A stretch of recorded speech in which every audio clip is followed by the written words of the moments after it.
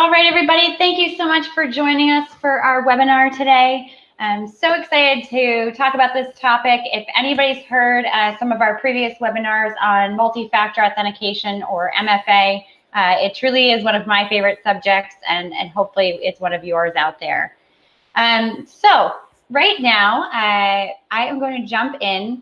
As I mentioned, this is our State of the Multi-factor Authentication webinar. It is based on some survey results, which we'll get into in just a moment. One of the reminders for today is that you are in listen-only mode, as most webinars are. And so essentially, it's all about interaction, but that's going to be done through the questions panel. So please make sure you're asking any questions, submitting any questions you may have, and I'll get to them at the end of the webinar. We'll also have some great poll questions along the way and different interactions that you'll have to be able to provide some commentary here and there. Also, a recording of the presentation will be shared following the webinar. So unfortunately, if you have to drop off or can't stay for the whole thing, we'll definitely catch you afterwards and send along a recording. So very quickly, as I mentioned, my name is Kimberly Johnson, VP of Product at BioKey. I've been with the company about a year now, but I have definitely been in cybersecurity and IAM for over a decade, and just truly love the subject, as I mentioned. Who is BioKey? Just a real quick about us. We've been in the business over 27 years, providing identity and access management, which of course includes multi-factor authentication, and our identity-bound biometrics solutions. We have over 1,000 customers that trust us across all verticals around the globe. And our main platform is BioKey PortalGuard, which is an award-winning, fully unified IDaaS platform that really offers those flexible options for single sign-on, as I mentioned, multi-factor authentication, contextual authentication, and self-service password reset. Now, the information you'll see today is based on a survey that Osterman Research conducted for us. They did an in-depth survey of mid to large size organizations back in May. We had about 169 individuals from organizations with at least average of 1,500 employees, anywhere from managers to C-level to directors that are in the IT and IT security space. And it was focused on North America. So anytime that I reference respondents or survey, that is the data that you are looking at. Now, the other thing that I'll mention is this all has been compiled into a wonderful ebook. So as part of the attachments to this webinar, we have multiple MFA resources, but the full ebook is available to you, so you can catch up on all the details. Today is really just highlighting the key findings that we had and points that I thought were pretty critical for everyone to hear today. Now let's get into it. So why is MFA so important? If anyone has figured out, multi-factor authentication is talked about now in the news, I don't know about you, but my Uber drivers talk to me about it. I've talked to it with my mother. It seems like it has become the hot topic, and mainly because these increasing cyber attacks are just starting to take over. And when everything's gone digital, especially with the pandemic, this has become even more prevalent. And so, for example, fraud, right, takeover, has increased by about 250% from just 2019 to 2020. And so why is multi-factor so important? Well, it's because for decades, successful attacks against single-factor methods have been working. The hackers are easily getting in, and we figured out very quickly that passwords just aren't enough. And so a lot of these common attacks you're seeing in the news, a good example of that was Colonial Pipeline, right? That was a password protecting VPN account, is really pointing out the need for multi-factor authentication solutions. Just some facts about passwords, they're failing us. I mean, we've known this. I think I've been to cybersecurity conferences now for years that we're talking about the death of the password. And they're responsible for about 81% of breaches, right, are leveraging something like a stolen or weak password, according to the Verizon Data Breach Insights report of this year. And so we forget them, we work around them, we create vulnerabilities. Honestly, one of the biggest issues is that people are involved. And so when it comes to using passwords versus multi-factor, a lot of people start going back and forth between, right, but what can my users remember? But they don't love passwords, but at the same time, something new and introducing something new can be a challenge. And we'll talk about that in terms of the reservations between implementing MFA. But in essence, we know passwords are enough. I think here also one of my favorite recent common passwords list. You know, it's kind of sad to see that the top one is still 1, 2, 3, 4, 5, 6. First of all, terrible password policy. Second of all, it takes less than a second to crack it.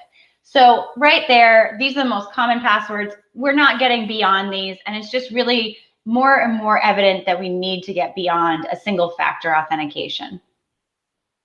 And so in short, we're saying if you put in flexible, robust, and properly managed multi-factor authentication, or what I'll call MFA throughout most of this presentation, it's going to significantly reduce the likelihood of breach and all the consequences that come with it, right? Not only just data and systems consequences, but brand and reputational damage along with cost.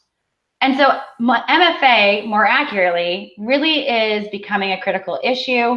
And we need to make sure that it's something that, even though it's been in use for many years, it's still not the norm for organizations. And so hopefully many of you listening in today are listening in so that you can start saying, okay, how do I start implementing this more effectively and getting this out to more of my accounts and protecting my organization?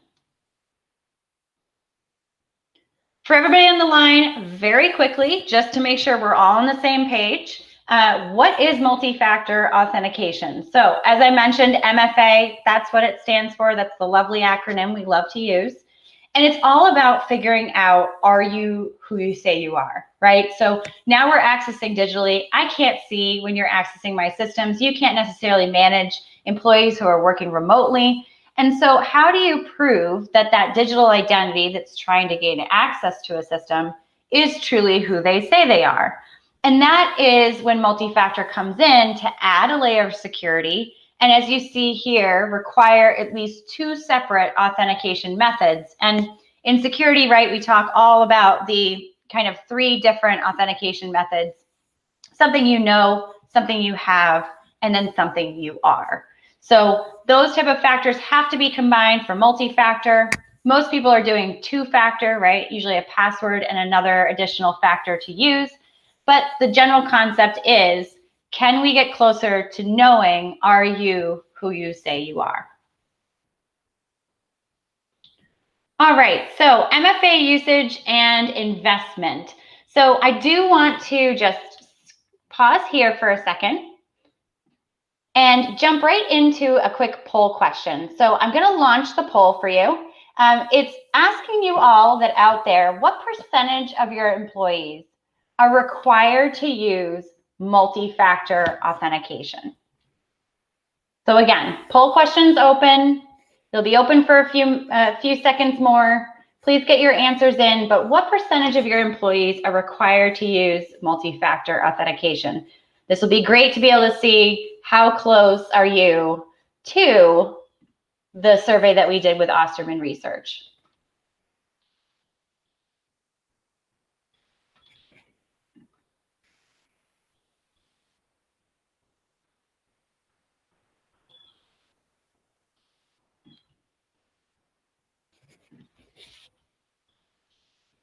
All right.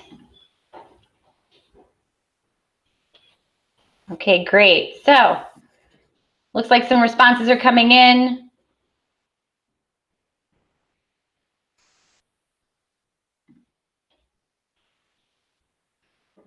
Okay, so we'll keep that poll question open. I'll jump right into it. So MFA has been a best practice for many years. And even though we say you should be requiring it 100%, that's definitely not the case. And you can see in the poll response, about a third of you, some of you are using it 100% of the time, which is excellent. So right now, based on the survey, we saw about 70% of employees are required to use MFA and 40% of customer access. Because remember, those are users too, accessing your system. So about 70% of employees, 40% of customers. That's still a relatively low use of MFA, right? If the best practice is 100% of the time on 100% of your accounts, we're still missing a significant amount of employees as well as customers. And that means that access to those critical applications and data sources are not as secure as it should be in any of those cases. Now, bad actors, right, these guys out there that spend all of their days looking for these weak points, find those accounts and wreak havoc on organizations. We're seeing that with ransomware. We're seeing that in terms of data stealing, malware, or even theft of financial resources and intellectual property. And so looking at 2020 and 2021, right, if they've taught us anything, these types of attacks are definitely on the rise. Now, even though there's a relatively low use of multi-factor authentication, the good news, it's increasing, right? That's why most of you are sitting on this call today, most likely. The survey found that median expenditure per employee for MFA is $33 in 2021. The good news is that over 2/3 of organizations, or roughly 2/3 of organizations, are planning to increase their investments in MFA over the next 5 years. So we are investing, we are getting it out there, but when it comes to 100% of the time, we're just not quite there yet. Now, so why isn't MFA implemented 100% of the time, right? This is a question I ask myself very often, being in the industry of IAM. If it's such the obvious answer, then why doesn't everybody have it? And so it's really important to think about there are people involved. That's really the core issue that I've seen when talking to organizations, is that people are not good at change or adopting different workflows. And so you can see here, the reason that the survey respondents said 47% are worried about lack of user adoption, right? So the other issues that stood out, things like concern about impact on privacy policies and regulation. What factors do you collect? And are those going to meet compliance regulations? Also, it's too expensive. I hear this so often, is that some of the factors that are being chosen are expensive, right? It depends on the factors, such as a hardware token, that can be much more expensive than potentially a biometric, right? So things that are starting to come into play is what type of expense is incurred, especially if it's X dollars per user per month. Those are considerations that you have to think of. And a lot of times when it comes down to it, the conversation about do we spend on MFA or do we forgo it or just implement it exactly where we need it to save on cost, oftentimes the implement it where we need it to save on cost is what wins out. And then oftentimes just not sure how or where to use it. Depending on the industry, especially some organizations we talk to, they've been using passwords. They've been using passwords a long time, and that seems to work, right? Until a breach happens or until that attack happens, it just seems like it's not going to happen to you. And so that's kind of the mentality that gets organizations in trouble and also in the headlines of the newspapers. The other thing I think that's not mentioned here and didn't get called out is the lack of cybersecurity talent and resource. And so at many organizations and just in general, we have such a big gap of cybersecurity talent and resources that there may not be the right people in the organization to help implement and manage MFA. All right, so a quick closer look at authentication methods and what the survey respondents thought. So we definitely saw a serious disconnect, first and foremost. So between what IT decision makers perceive to be the most secure or highly secure MFA methods and what organizations have actually implemented.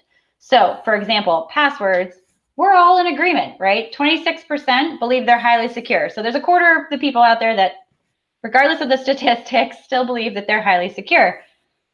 But on the other side, we're using them 85% of the time or 78% of the time for employee and customer access, right?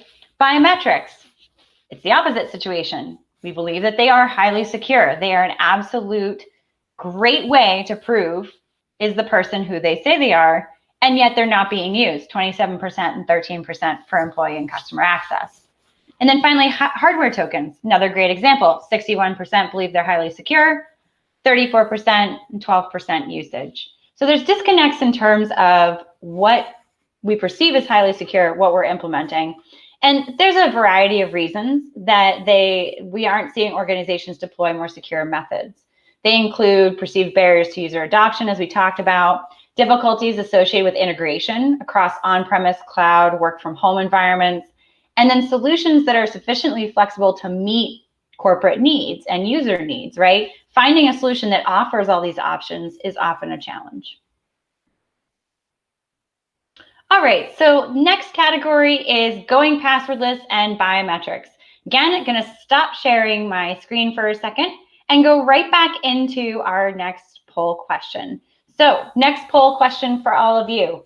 Are you planning on implementing passwordless authentication workflows? So for everybody out there, a passwordless workflow is exactly what it sounds like. There's no password. So the user would be able to enter a username and then be required to provide another factor, such as a biometric, which has become very common, but it could be another factor such as a hardware token or even multiple factors if it's specifically for privileged account access. So again, poll question open. Are you planning on implementing it? You've either already implemented it, planning to, or no plans to implement it, or you're just not sure.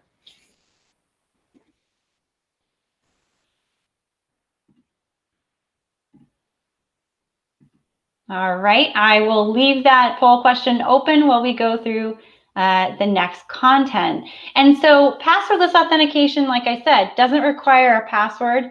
A lot of times people are seeing this used with the iPhone coming out with Apple's Face ID and Touch ID. That's been a very common implementation of device-based biometrics and using that for social media account or even my bank account now uses Touch ID for my mobile phone. And so biometrics are becoming one of the most common methods for passwordless authentication. And that can include, of course, the Touch ID and Face ID type methods that are device-based, but also identity-bound biometrics as BioKey provides, which we focus on things like fingerprint, palm print, coming out with voice, facial recognition, right? But biometrics is an excellent way that when you remove that password, you're adding in the strongest factor of authentication, which is really based on who the person is. Now, a large portion of the organizations are not planning to implement passwordless. So if you answered you're not planning to implement it, that's basically on par with what we're seeing from our survey. It's a bit surprising, to be honest, given the push that's out there in the market. Maybe it's just a buzzword. Maybe it's something that, vendors such as ourselves are trying to push into the market, but there hasn't been as much adoption. And so we're looking at only about 29% of organizations have implemented it for their employees and only 9% have done so for customers. And the good news is there are plans to do so. So 40% plan to do so for employees, 23% plan to do so for customers. The thing about passwordless, and I think the hesitation that I've seen is that it is a journey. Getting away from passwords, as I said, we've been talking about this for years. It's going to take time. It's going to take time to get off the systems of passwords, to go to something that doesn't require you to enter anything in, but you still feel that sense of trust. And also just changing systems, integration systems, workflows, all of that change takes time. So passwordless isn't something that happens overnight, but definitely happy to hear that at least a lot of organizations are starting to plan to implement this. Now, looking at biometrics specifically, among organizations that are considering to use biometrics as part of their authentication strategy, there's a variety of approaches. So 48% are only planning to put it in specific work groups, departments. I've seen it a lot for things like privileged access management. 27%, which is excellent to hear, across the entire organization. And then 24% plan to use it for only critical business applications. So again, saying, okay, we're going to leverage it just for the really critical data, the really critical applications, or people that have keys to the kingdom, right? Those privileged access users. And so that is something that's surprising, right? Biometrics are going to be much more popular for employee access than potentially customers by the statistics that we saw. So nearly 4 times as many organizations will be using those for employees as they will for customers.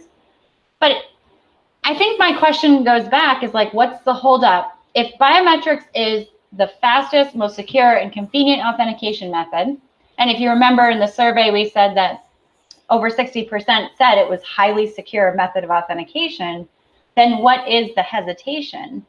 And so the lack of enthusiasm surrounding this may actually be a result of outdated perceptions and early generation biometric approaches that were relatively poor in comparison to today's. And so this is contradictory, right, to how it can be implemented today and often what the false perceptions are. Compared to traditional authentication methods, biometrics can actually reduce risk and cost, and they're just as convenient, if not more convenient, as mentioned before. Also, interesting enough, us, people, consumers, are okay using them. So according to a recent FICO study, the vast majority of consumers in North America are happy for their banks to use biometrics to protect them. And actually, it found that 76% of Americans would be happy to do this, with over 40% even expecting biometric account logins to be a part of the account opening process. You can also see vendors such as Amazon. They're bringing in palm scanning pilots to do payment in Whole Foods, right? So we're getting more familiar, more comfortable with this, but what is the holdup, right? It's time to start thinking of biometrics as the fastest, most secure, and convenient authentication method out there. All right, the growth of zero trust. So I am, again, going to do a quick poll question for you all.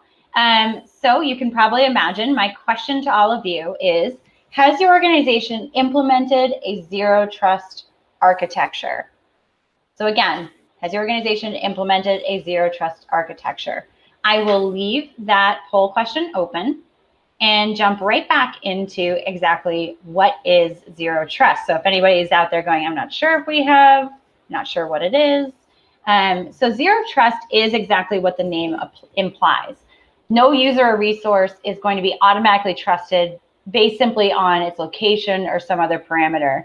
And instead, the never trust, always verify mantra means that each user, resource, access request are actually presumed untrustworthy. And so then that proper vetting, proper authentication and authorization has to happen before access is granted.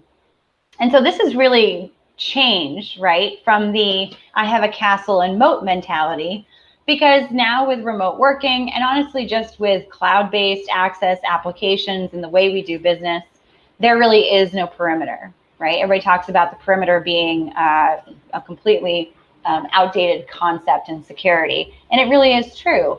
So how do you establish any type of trust? And so we've gone all the way to a zero trust architecture that essentially says, don't trust anything until you can verify it.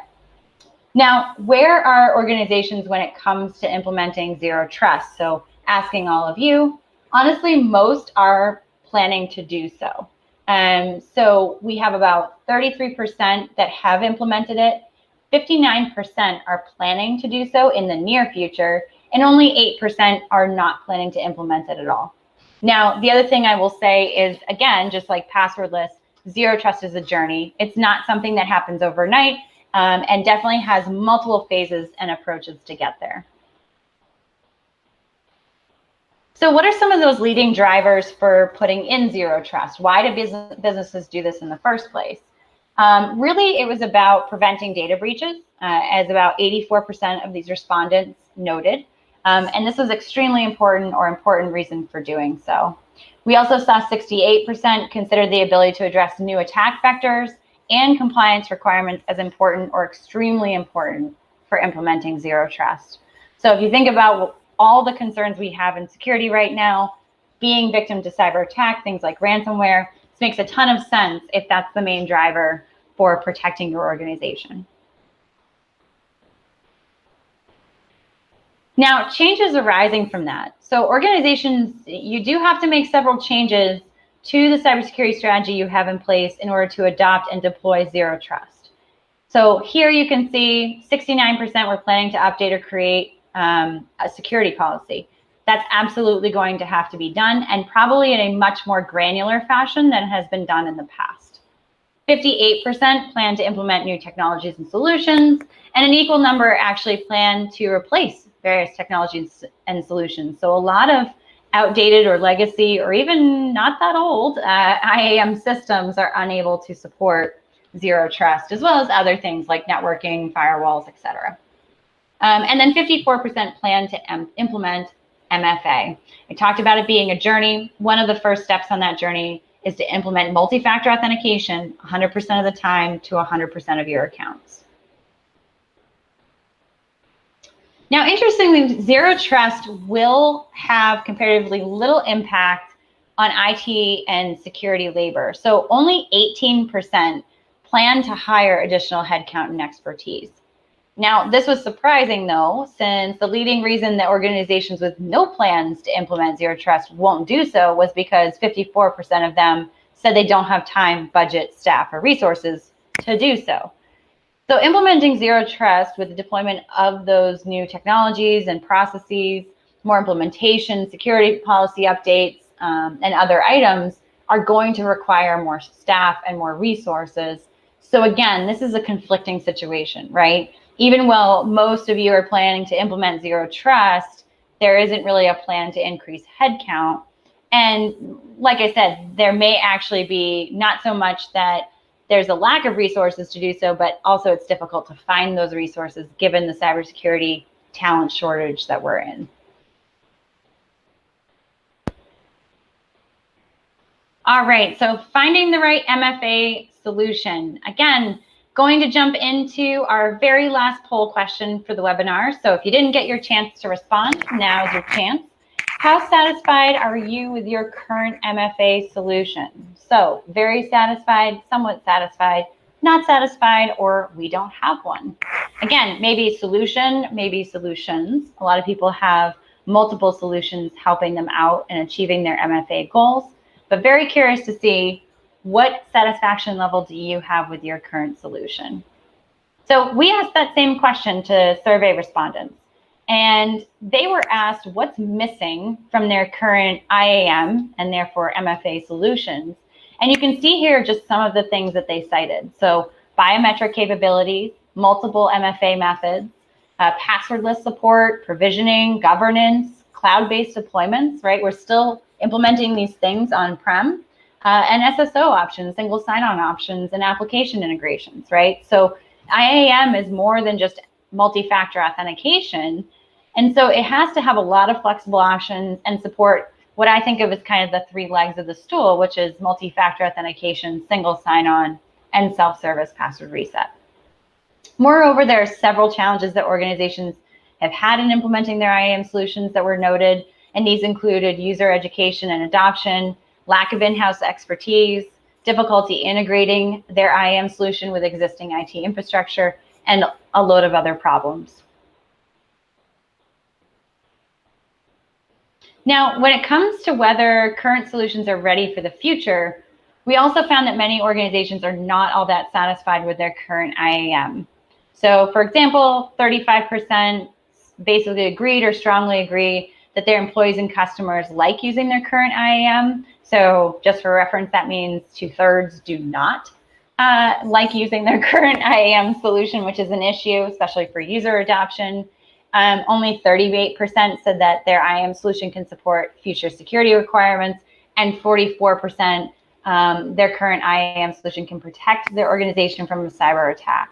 So think about that. You have a solution in place that's meant to protect you, meant to give convenience to your users, keep them secure, keep their data secure, and a very low percentage like using it, don't think it's going to support them in the future, and is not preventing cyber attacks.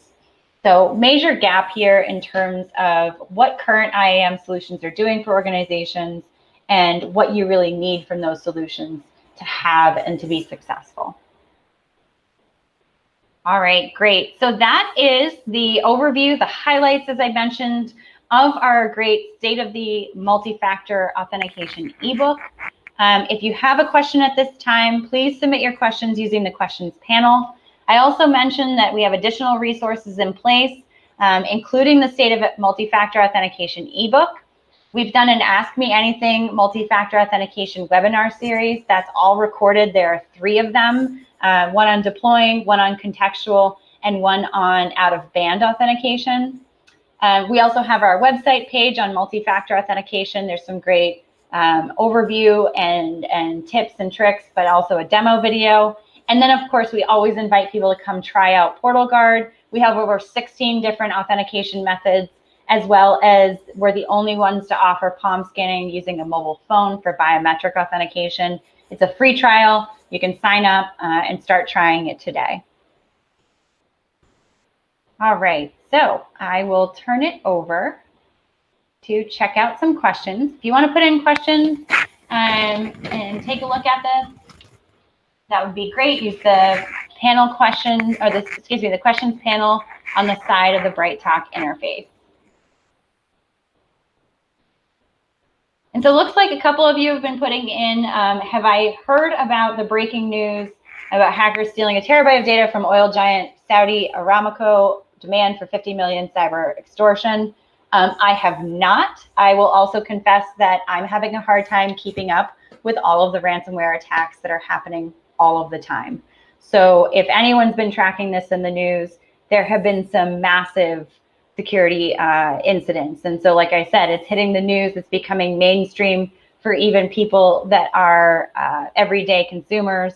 And so we've seen SolarWinds, we've seen Colonial Pipeline, we've seen meatpacking plants, we've seen Kaseya, right, was a $70 million ransom demand, and now this one. So to be honest, I have not seen that specific one. I appreciate you highlighting it. I'm going to go check it out after our session here.